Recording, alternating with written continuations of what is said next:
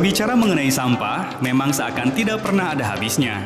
Bayangkan, dalam kurun waktu 1 tahun saja, Indonesia rata-rata menghasilkan 64 juta ton sampah. 60% diantaranya adalah sampah organik. Walaupun sampah organik seringkali dianggap sebagai sampah yang mudah terurai, namun jika tidak ditangani dengan benar, akan membahayakan lingkungan dan dapat merusak lapisan ozon. Apalagi sampah organik cenderung cepat membusuk dan mengeluarkan bau tak sedap. Sampah selalu jadi masalah bagi sebagian wilayah, namun tidak untuk Kabupaten Purwakarta. Sejak tahun lalu, pemerintah Kabupaten Purwakarta terus berupaya mengolah sampah hingga tidak lagi menumpuk di sudut-sudut kota, bahkan tempat pembuangan akhir. Bagaimana pengolahan sampah di Purwakarta? Bersama saya sudah hadir Kepala Dinas Lingkungan Hidup, yaitu Bapak Deden Guntari. Assalamualaikum. Waalaikumsalam. Bapak. Berbicara soal masalah sampah nih ya, Pak, bagaimana persoalan sampah di Kabupaten Purwakarta? Ya, prinsip yang saya pegang untuk pengelolaan sampah dimanapun sebetulnya, persoalan sampah adalah persoalan antara manajemen dari pemerintah juga, masalah teknologi dan masalah perilaku masyarakat. Nah, ini yang sedang kami pikirkan saat ini, bagaimana seyogyanya antara manajemen teknologi dan pembinaan perilaku masyarakat bisa merubah situasi persampahan dengan dikelola oleh Dinas Lingkungan Hidup. Nah, oleh karena itu ada beberapa upaya yang sedang kami laksanakan, diantaranya melalui pengelolaan sampah yang dilaksanakan oleh masyarakat yang kita sebut pengelolaan sampah mandiri. Nah, melalui pengelolaan sampah mandiri ini diamanatkan bahwa setiap desa dan kelurahan itu harus mengelola sampah sampai nol. Kalau peraturan itu dengan adanya pengelolaan sampah ini 70% sampah yang berasal dari sumbernya itu harus dikelola oleh masyarakat. Nah, sisanya 30% baru dipindahkan ke TPA.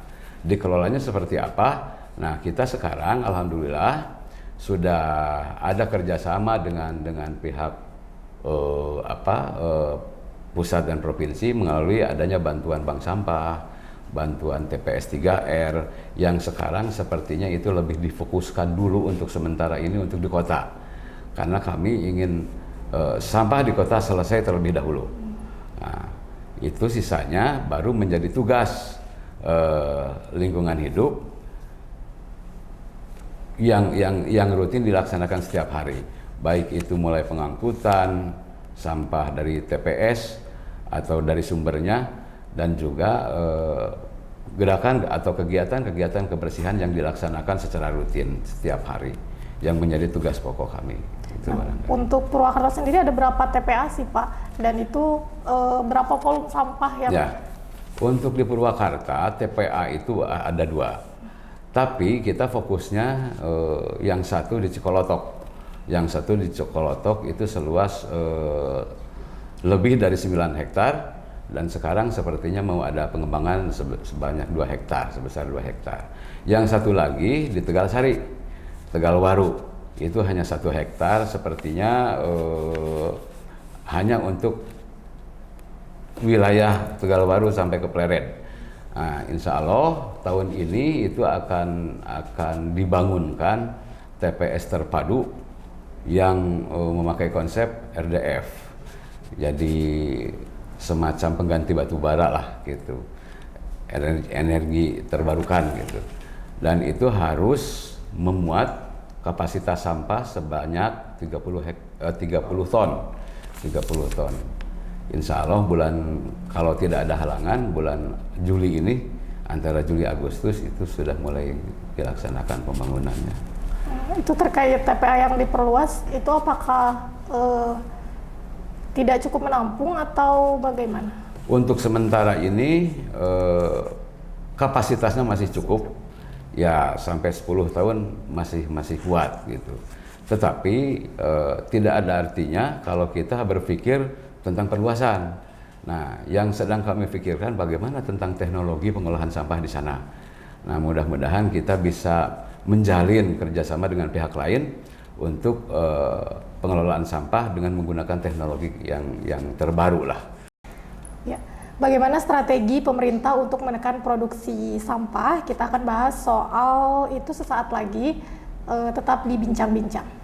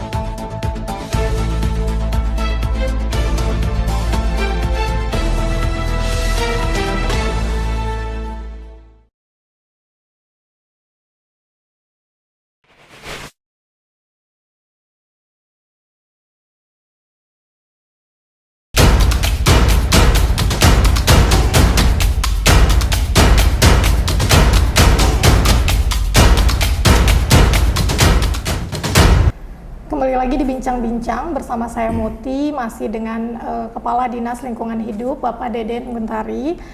Ya Pak, berbicara tentang strategi upaya yang dilakukan oleh Dinas Lingkungan Hidup ini apa saja sih Pak? Ya, kita tetap berpegang pada 3 prinsip tadi, jadi manajemen, teknologi, dan perilaku masyarakat. Untuk manajemen kita ya terus menata sinergitas kita dengan pihak-pihak terkait, terus dengan pihak desa dan kecamatan tentunya. Nah, ada juga kita bekerja sama dengan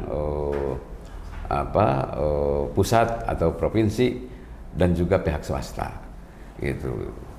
Dalam hal ini dilaksanakan tidak lain untuk mendukung pengelolaan sampah supaya kerjasama kita lebih baik lagi. Nah, lalu ini barangkali yang terberat mengenai perilaku masyarakat. Nah, sehingga kami mencoba menjabarkan kebijakan Bupati, yaitu pengelolaan sampah mandiri, dilaksanakan melalui satu gerakan yaitu gerakan berkah sampah untuk Purwakarta Istimewa yang dinamakan atau disingkat dengan istilah Raksapuri. Nah, itu diharapkan mulai dari sumbernya masyarakat atau rumah tangga itu melaksanakan kebersihan sampai jam 8 pagi. Nah, dari jam 8 pagi itu tugasnya dari pihak RT RW untuk mengumpulkan sampah, mengangkut sampah dari sumbernya ke TPS yang ada di tempat, paling tidak yang ada di desa gitu.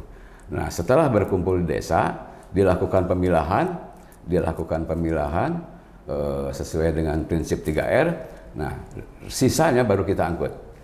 Nah, diharapkan mulai dari seperti itu sampah bisa berkurang. Kalau target sesuai dengan undang-undang itu sampah harus dikelola sebesar 70%. Nah, sisanya 30% itu dipindahkan atau dibuang ke TPA. Itu barangkali. Terkait program bank sampah yang berada di perumahan, kantor, ya. Itu sama masih dalam program itu atau dalam itu masih merupakan keterkaitan dengan program pengelolaan sampah mandiri. Jadi kita harapkan semua desa itu pada akhirnya harus memiliki bank sampah ataupun TPS 3R ataupun apa namanya gitu. Ada yang mengelola oleh BUMDes, silakan. Yang penting ada 2 hal yang harus kita perhatikan dalam pengelolaan sampah tersebut. Satu, aspek lingkungan. Jadi lembur, bersih, bebas sampah. Itu satu. Yang kedua, sampah harus bernilai jadi rupiah.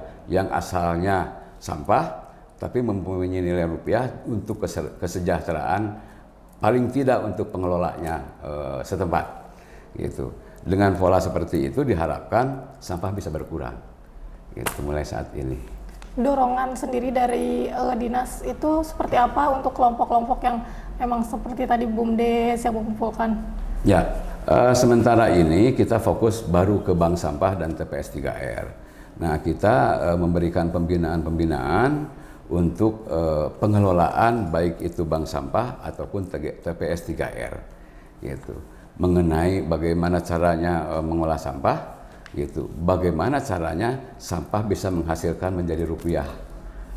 Baik, jadi itu tadi pembahasan mengenai pengelolaan sampah di Purwakarta. Terima kasih Pak Deden sudah hadir di Bincang-Bincang Galupakuan TV. Terima kasih pemirsa sudah menyaksikan bincang-bincang kali ini. Tetap jaga kesehatan dan tetap patuhi protokol kesehatan. Terima kasih. Sampurasun.